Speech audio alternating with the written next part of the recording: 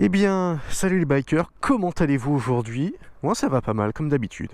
Aujourd'hui on se retrouve pour la présentation des modifications qu'on a donc fait sur la XR avec mon ami Valentin, qui à la base il était juste là, maintenant il est en train de prendre des photos dans ses ruines militaires, et une fois que j'aurai fini la vidéo, je vais faire exactement la même chose. Comme je vous l'ai dit dans une de mes dernières vidéos, j'ai arrêté de filmer les modifications, car ça a pris trop de temps entre le problème du tube, la réception des pièces, etc. Dès qu'on avait l'opportunité d'avancer sur la moto, je préférais qu'on avance plus que perdre du temps à filmer, etc., etc. Vous avez été cool et plutôt pas mal à le comprendre. Et du coup, vous m'avez quand même demandé de vous montrer les modifications, chose que je fais du coup tout de suite. Petite piqûre de rappel, cette XR, je l'ai acheté pas cher. Le mec devait faire des travaux dans sa maison, donc il la vendait pas cher. Au final, le prix qu'il la vendait, c'était vraiment le prix que ça valait. Il y a eu pas mal de mauvaise surprise quand on l'a un petit peu désossé. On a voulu faire les joints spi parce que il pissait l'huile, donc ça c'était quelque chose on le savait quand on l'achetait, mais bon c'était pas précisé sur l'annonce. On fait les joints spi, au final le tube droit en le démontant, donc quand tu enlèves cette partie de cette partie, eh bien il s'avère que cette partie était tordue à ce niveau-là. C'était très minime et du coup c'était totalement invisible étant donné que c'était à ce parti-là, donc ça se voyait pas, on n'aurait pas pu le voir en achetant la moto quoi. Donc le problème c'est que du coup c'était impossible à remonter et même, c'est une pièce qui est quand même essentielle à la moto. C'est pas comme si j'avais le levier de frein tordu, ça bon à la rigueur ça passe, mais ça c'est une pièce essentielle, donc forcément j'allais pas remonter un tube tordu. C'est ce qui nous a fait perdre le plus de temps dans cette préparation moto, enfin c'est pas une préparation mais bref vous comprenez. La moto a les joints spi ainsi que l'huile, enfin une vidange complète des tubes de fourche. Bon, vite fait, étant donné qu'on parle de pièces de moto, je vous invite à aller voir le site Autodoc. Si vous cherchez des pièces pour votre moto ou votre voiture, vous avez le site Autodoc qui est en description, livre dans plus de 26 pays, dont la France, forcément, c'est ça qui est intéressant. Énormément de pièces, un stock incroyable de pièces moto et voiture. Bon, forcément, nous, ce qui est intéressant, c'est plus la moto, j'imagine. Bon, malheureusement, ils n'avaient pas ce qu'il me fallait pour cette XR, hein, sinon c'est sûr que j'aurais tout pris sur leur site. Les prix sur Autodoc sont vraiment raisonnables et surtout, il y a une application mobile. C'est ça qui est vraiment intéressant. C'est un peu comme pour Amazon, donc voilà, n'hésitez pas à aller dessus. Ça fait toujours plaisir. Pour les liquides de frein, on l'a pas fait parce que dès qu'elle était roulable, j'ai dit vas-y, on roule, ça je ferai plus tard. Donc il va falloir que je m'y mette d'ailleurs. C'est un truc, ça met 15 minutes à faire, donc il faut le faire. Pneus avant neuf. L'avant n'étaient pas les mêmes qu'à l'arrière. L'arrière était neuf, l'avant était complètement usé. Donc du coup, j'ai mis le même qu'il y avait à l'arrière. C'est des pneus que je connais pas. C'est des Road Smart 3. Donc c'est quoi la marque? Dunlop Road Smart 3. Première fois que je roule avec ça et franchement ça tient nickel, j'ai rien à dire. Au montage, tu peux venir, hein, ne t'inquiète pas, il revient de sa séance photographie. On a enlevé la bande thermique qui se trouvait sur les pots. Pourquoi? Parce que la bande thermique c'est beau, selon les goûts forcément. Moi personnellement j'aime beaucoup, le seul truc c'est qu'elle était pas très bien mise et en fait elle était totalement morte, toute sèche. Quand j'ai commencé à l'enlever, elle se déchirait toute seule, ce qui est pas du tout normal. Et aussi la bande thermique, en principe tu mets ça sur une ligne qui est déjà abîmée pour cacher, on va dire, un cache-misère. La ligne elle est belle, bon il faut que je la rattrape, tu vois, j'ai réussi à la rattraper ici, là je l'ai pas encore bien fait, mais je vais la rattraper, elle va être nickel. Alors on va passer sur le guidon. Le guidon, il y avait, tu te souviens, un guidon plat drag bar que j'aimais beaucoup. Seul problème c'est que quand tu étais en butée comme ça, le rétro était à rien de toucher le réservoir. Et en fait, il est à rien de toucher parce que du coup, le mec ici, là, t'as un espèce de... T'as une pièce qui te permet de ne pas pouvoir venir en butée avec ton thé de fourche. Le mec avait mis un boulon, donc tu perdais voilà, énormément d'angles de braquage, déjà que tu n'en as pas énormément. Donc j'ai dû changer de guidon, j'ai voulu mettre un guidon...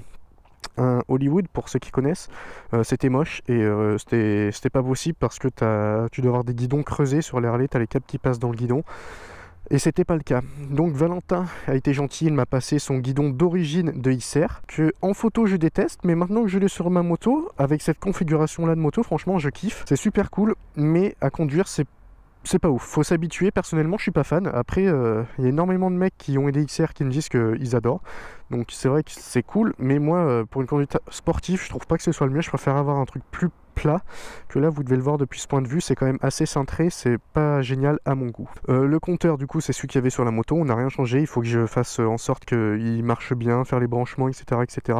Tés de fourche, ils ont été peints. De base ils étaient gris, voilà, comme là sur la moto de Valentin. Donc moi j'aime pas vraiment, même pas du tout en gris, donc je les ai fait peindre, c'est de l'époxy, je les ai fait peindre en noir et je trouve que c'est largement mieux à mon goût, hein. Après forcément les goûts et les couleurs ça ne se discute pas. Le cerclage du phare, pareil, j'ai mis du covering carbone dessus. Alors c'est pas fait ouf parce que c'est moi qui l'ai fait, c'est du covering AliExpress, mais c'est déjà mieux parce que la couleur partait, c'était pas ouf et j'avais la flemme de le repeindre. Donc j'ai mis du covering carbone, je trouve que ça va, ça va bien, ça me dérange pas. Les clignotants à 360 degrés, regardez, c'est juste magnifique, perso je suis totalement fan. Alors on met les warnings. Voilà, donc ça clignote à 360, en fait c'est du 3M, donc du double face, et ben voilà, quoi. Après c'est un clignotant simple, hein, partout, à l'arrière, à l'avant on les a mis, et du coup c'est génial parce que tu vois quelqu'un qui est sur le côté, ici normalement, tu ne vois pas les clignotants d'une moto, parce que le clignotant est derrière et l'autre à l'avant, ben là tu sais que je clignote, donc franchement je kiffe ces clignotants, ça coûte 20 € la paire, 20 € la paire sur Amazon, donc bon, t'en as pour 40 €, mais franchement, c'est un très bon investissement à mon goût. Donc pour ce qui est de l'avant, c'est fait.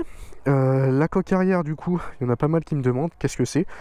Franchement, je sais pas. Elle était dessus quand j'ai acheté la moto. Je sais qu'elle est magnifique. Franchement, je suis totalement d'accord.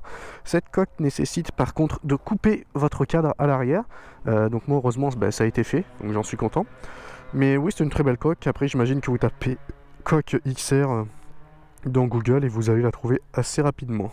Donc on a mis une bande LED qui traînait dans mon garage et du coup très content parce que c'est beaucoup mieux. Il avait mis un feu style enduro ou cross, enfin pas cross, il n'y a pas de feu sur les cross, mais au supermoto, mais qui collait avec du double face. Pareil pour les clignots, ils étaient avec du double face, donc on a tout viré, on a tout bien refait. Quand je dis on, c'est Valentin forcément, c'est pas moi. Aussi support de plaque, en fait à cet endroit là t'avais donc une plaque en métal qui venait se mettre sur celle-ci, et quand je l'ai enlevée parce qu'elle se dévisse à ce niveau là, elle pesait genre presque 1 kg la plaque de métal, donc je dis putain la moto elle est déjà lourde, ça sert à rien de remettre ça. Donc moi je suis allé couper du métal, voilà, je me suis fait mon support de plaque. Valentin m'a remis des éclairages de plaque parce qu'il ne fonctionnait pas ce qui était dessus, il a fait un beau câblage et voilà, on a un support de plaque tout neuf que j'ai écarté un petit peu plus. Quand j'ai acheté la moto, alors attends que je mette bien, quand j'ai acheté la moto, la plaque au lieu d'être là, elle était là. Mais vraiment, elle était là comme ça. Donc c'est-à-dire que voilà, c'est pas du tout bien. C'est-à-dire qu'une voiture qui est derrière moi sur ma droite ne verra pas la plaque. Et si cette voiture c'est la police, je préfère qu'il la voie et qu'il me fasse pas chier. Donc je l'ai décalé le plus possible à gauche. Et écoutez, du coup maintenant ça tient, j'ai mis de la octite. Première balade, j'en avais pas mis, elle se barrait. Donc j'en ai mis et écoutez, on a fait une grosse balade de au moins 300 km avec Valentin. Pas de problème, donc normalement c'est bon, ça tient. Les modifs esthétiques, c'est tout. On n'a rien fait de plus. Ensuite, qu'est-ce qu'on a fait d'autre? On a continué la révision, donc on a changé la courroie, ça je te l'ai pas filmé. Vidange moteur, vidange du primaire, ça tu l'as vu. On a vérifié les serrages moteurs, serrage de la ligne, parce que on l'a viré, on l'a enlevé complètement la ligne. Enfin voilà, écoutez, elle a eu une très très bonne révision. Là, il manque des petits trucs, mais c'est vraiment du détail, comme par exemple boucher ces trous dans les phares, parce que les anciens clignotants, ils avaient troué le phare pour les mettre. Donc voilà, il reste vraiment du détail à faire. La moto est 100% roulable et 100% trop fun. Voilà, je suis en kiff. Vraiment, elle est super cool cette moto, quand tu tombes pas en panne, bien évidemment. Donc voilà, là pareil, là normalement il y a un truc, faut que je le recolle, parce que j'avais pas mis assez de colle, il s'est barré. Heureusement que je l'ai rattrapé.